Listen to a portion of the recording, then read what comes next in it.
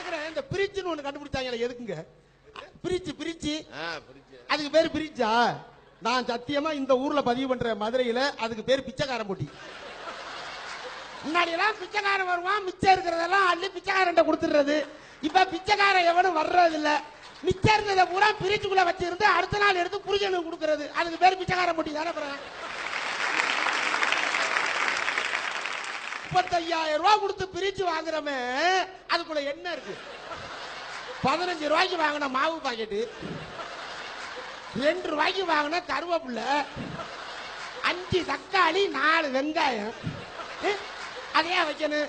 ஒரு வாரம் நீங்க எல்லாம் வீட்டுக்கு போங்க, எங்கால ஆம்பளை கண்ட்ரோல்ல விடுங்க அந்த பிரிட்ஜ.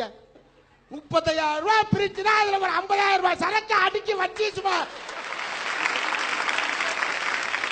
அப்படி